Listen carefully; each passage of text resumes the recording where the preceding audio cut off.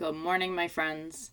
So today, for our social studies block, we are going to be learning about a new tribal region. So let's go over the ones we've already learned about. We've learned about the Northeast Woodlands. That's where we're from.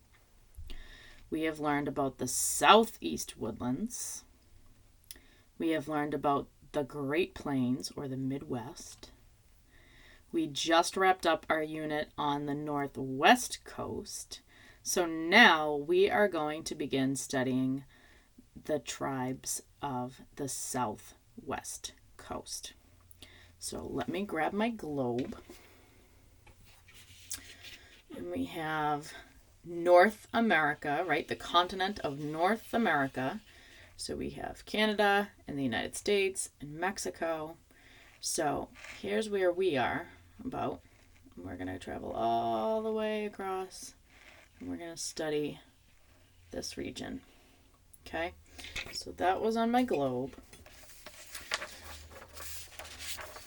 Here's a flat piece. So like I said, Canada, North America, Mexico.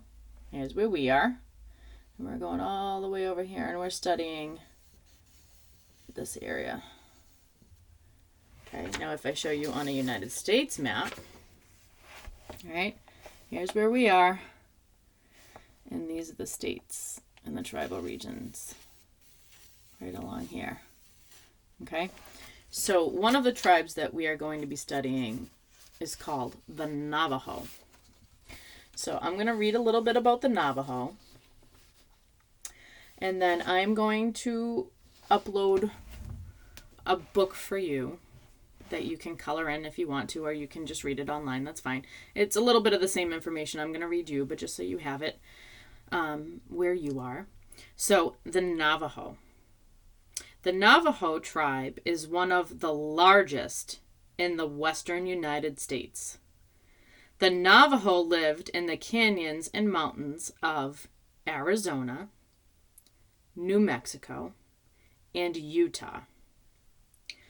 About 200,000 Navajo currently live on the 28,000 square mile Navajo reservation located in the Southwest.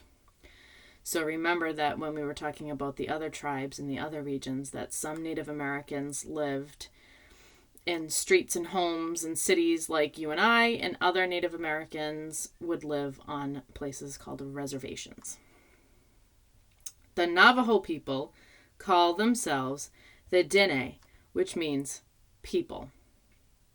So clothing. Long before they had contact with European explorers, the Navajo wore clothes made from deer skin. Now that is an animal that has made clothing for quite a few of the tribes, right? Deer skin.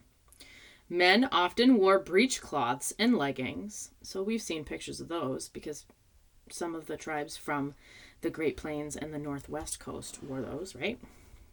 While women wore deerskin dresses. Both men and women wore moccasins. Later on, Navajo clothing was often brightly colored. Men wore shirts and pants that ended halfway between the knee and ankle. They also wore a blanket that they wrapped across one shoulder.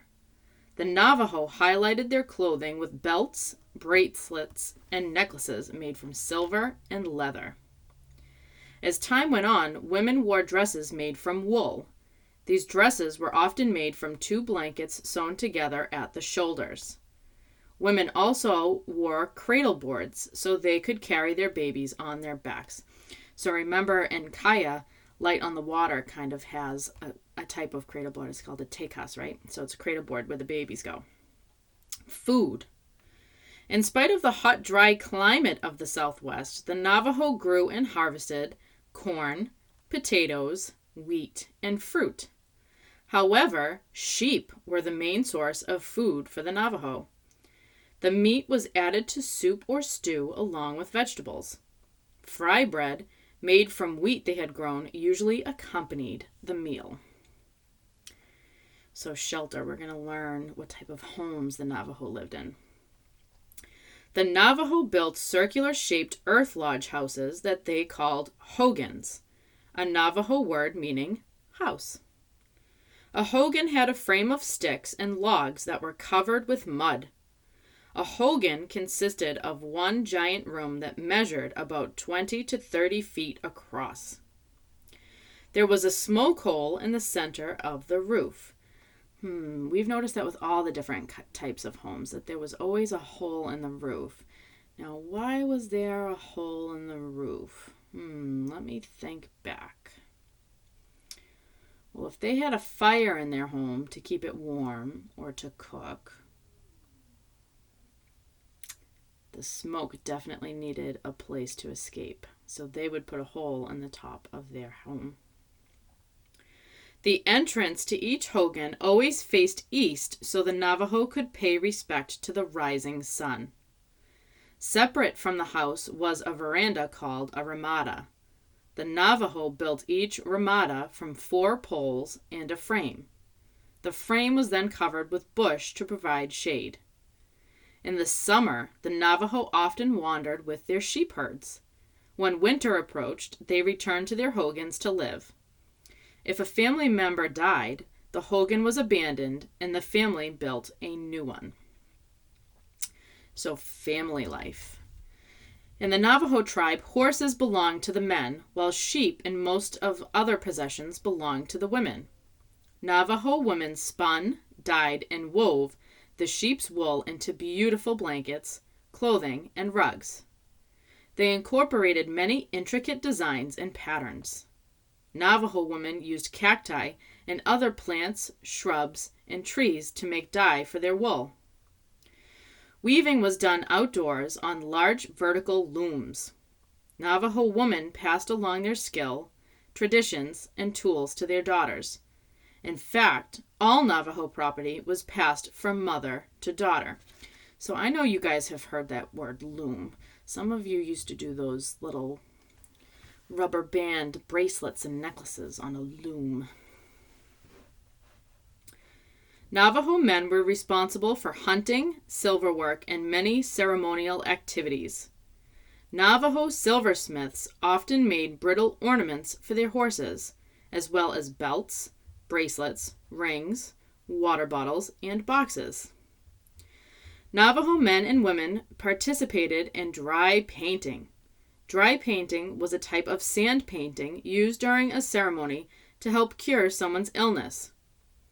The dry painting was performed inside the hogan and often took hours to make.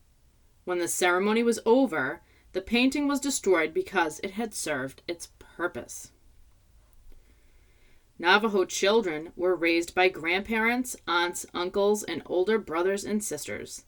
At an early age, Navajo children learned to respect and act like their elders. Boys learned to hunt and track animals, while girls learned to cook and weave. Both boys and girls cared for sheep, which they were told would someday belong to them. So I will post the informational page in the comment section of this video, as well as a few other videos on the Navajo.